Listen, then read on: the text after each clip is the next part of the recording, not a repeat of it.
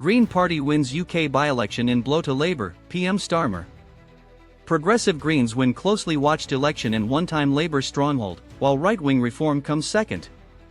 A candidate for the United Kingdom's left-wing Green Party has comfortably won a closely watched election for a vacant parliamentary seat, delivering an embarrassing defeat for Prime Minister Keir Starmer's Labour Party in one of its former strongholds.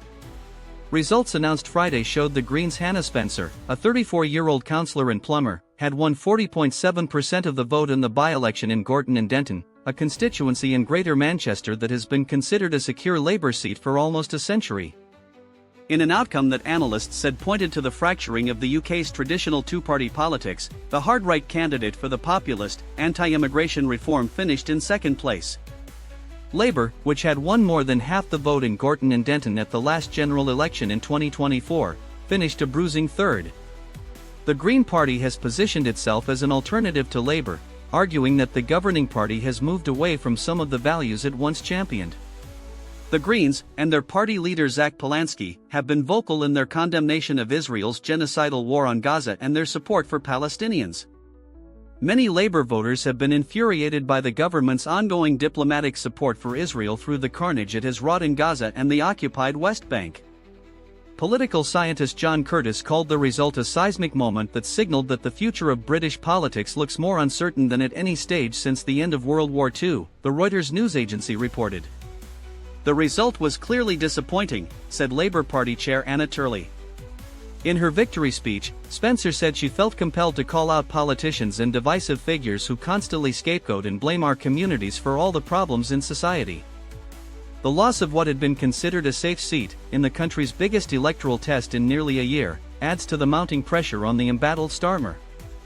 The British leader has faced calls for his resignation amid Labour's nosediving popularity and ongoing turmoil, including the arrest of Peter Mandelson, who Starmer had appointed ambassador to the US last year, following revelations surrounding his links to disgraced financier and sex offender Jeffrey Epstein. Starmer had personally invested political capital in the outcome by blocking Andy Burnham, the popular Manchester mayor who was widely touted as a potential challenger for the Labour leadership, from standing in the race, and by visiting the constituency before the vote. Spencer's victory, the Greens' first win in a by-election, gives the party its fifth seat in Parliament, while the top polling reform, which is widely viewed as posing the biggest challenge to the government at the ballot box, has 8. Both parties, along with the centrist Liberal Democrats, are polling in double digits, presenting a threat to the traditional Labour-Conservative duopoly in British politics. Nigel Farage, leader of the anti-immigration reform, claimed on X, without evidence, that the Greens' win was a victory for sectarian voting and cheating, and welcomed forthcoming local elections in May. "It will be goodbye Starmer and goodbye to the Tory party," he said.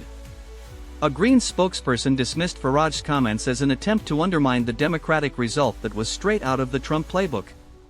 The contest was triggered after former Labour MP Andrew Gwynn stood down for health reasons.